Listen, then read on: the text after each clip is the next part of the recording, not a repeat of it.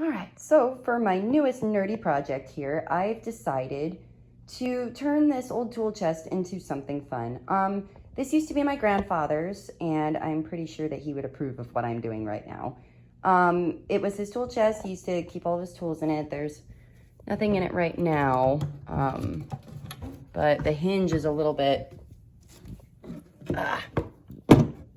hinge is broken off. It's not in the best shape, but I'm gonna do my best to try to restore this. The first thing I'm gonna need to do is strip all the paint off of this guy, and I'm going to try and take it apart as little as possible, but I do need to remove the lid so I can clean the hinges and fill in the holes from that got pulled out with the screws with some wood putty, and try and do the best I can to repair this thing.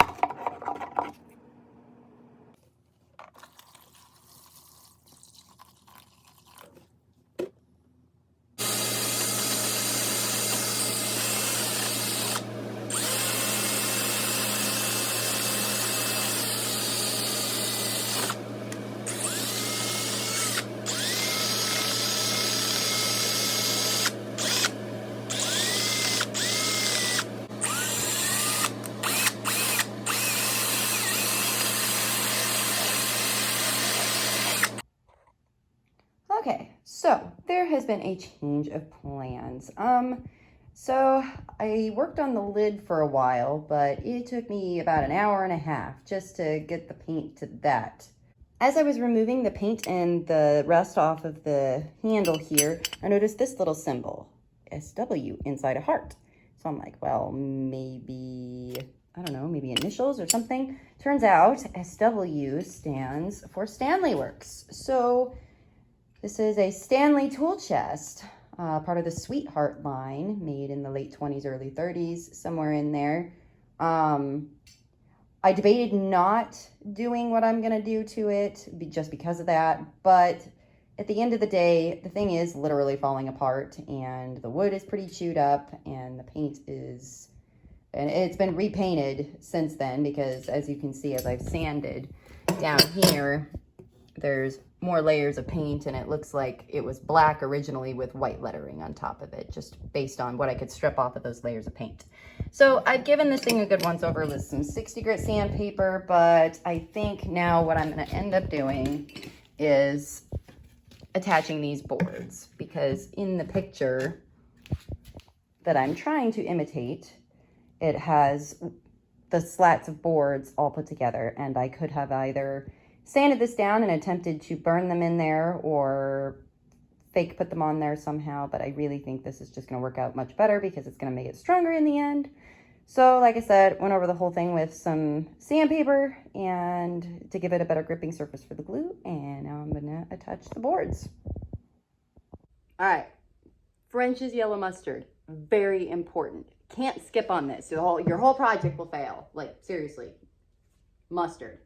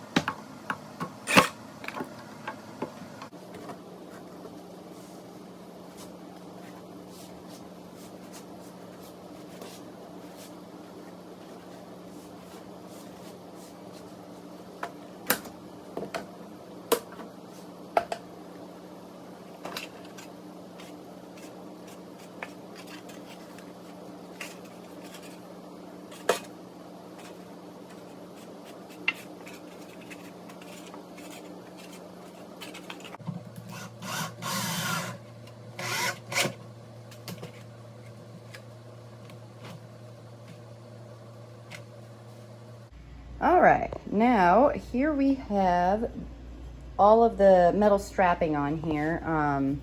It's definitely too shiny. We're gonna have to age this up a bit. So I wanted to make these faux rivets. I didn't want to actually cover up the screws because in case I ever needed to take it apart for any reason or fix something, I'd be able to do that. So here I'm just putting in a dab of hot glue, and if I pulled real hard, these would just come right off. So I'm just doing this so that I have the look of the faux rivets without actually permanently putting anything together with it that way.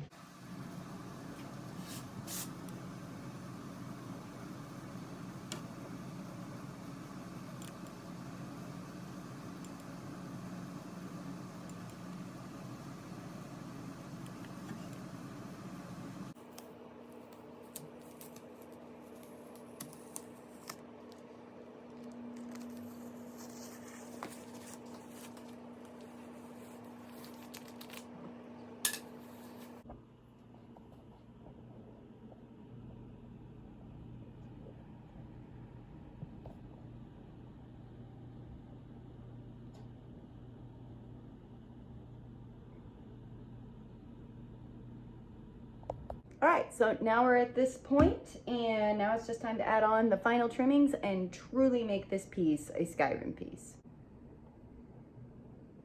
I think I messed up the paint. It never seems to fail that I'm like halfway through a project, like halfway through the main quest line, and then all of a sudden I've got a side mission to complete. Like, I'm already on a quest.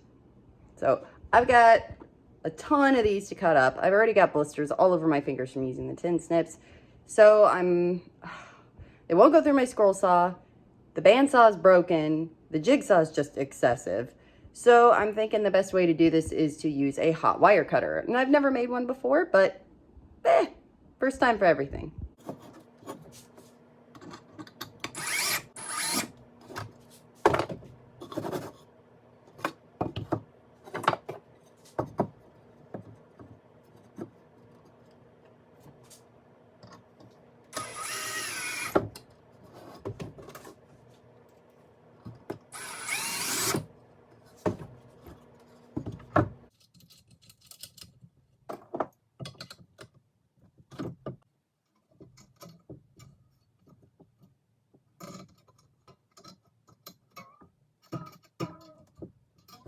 So this here was an old guitar string. Most people use nichrome, and I don't, nichrome wire. I don't have any, so this is what I had to work with. And a quick Google search told me that a lot of guitar strings are nickel plated. However, usually it's only the lower three that are nickel plated. This is a G string, so it is the last one. I said G string. That's the last one in the thinner strings. I don't think it's nickel plated, but we'll see how it works. All right, so I've got this old thing here. You can adjust between 6, 8, and 12 volts. I'm gonna put it on 6 for now, just to make sure. But I'm gonna hook up these cables and plug it in and see how it goes. Hey! Smells like crap, but it's getting the job done.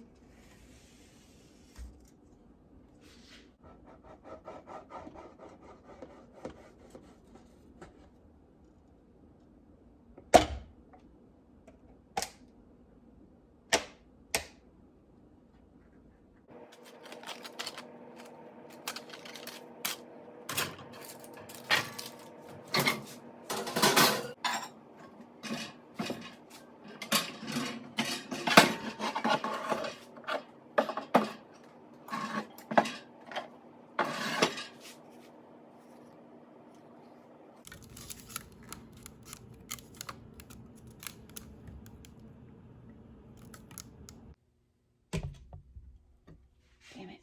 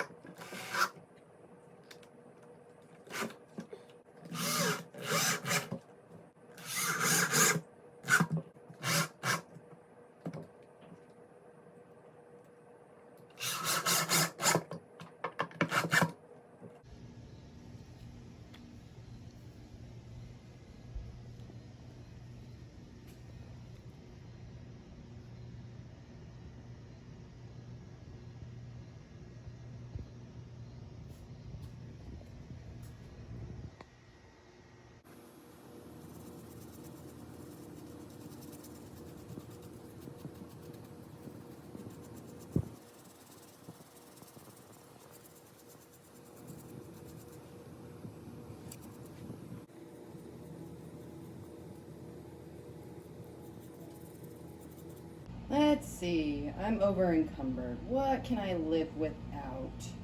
I guess I don't really need the saber cat fur. Or the blacksmith tongs. And I mean, who really uses the woodcutter's axe? I'm just saying. Aluminum ingots. Ah, these I picked up by accident. Guess I don't really need a dozen potatoes either.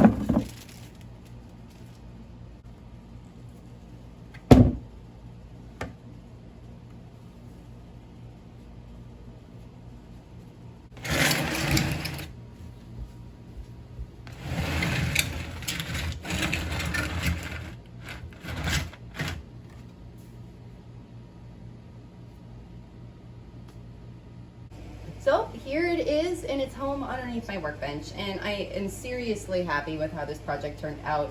Very rarely do I have a vision in my head that it comes out exactly the way that I wanted it to, and this one did. And so I was very excited about that.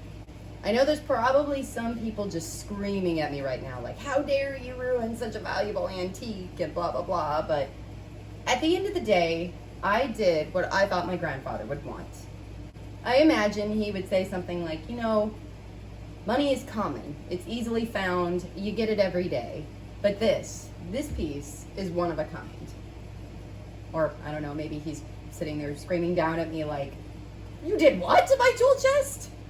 I am going to put a little piece under the top, just like a little plaque that honors him and honors the original piece with the SW in the heart. But my grandfather was an amazing man, and he deserves every bit of memorial that anyone can give him. Some of the skills I have, I wouldn't have without him. This was the man that taught me how to fish. He taught me to be big, loud, and Italian proud. And he taught me that every Christmas we must pay homage to Dominic the donkey. And are you even really Italian if you walk into a room and you don't say Buon Natale? Thank you everyone so much for watching, and we'll see you next week. Okay, that was a terrible ending.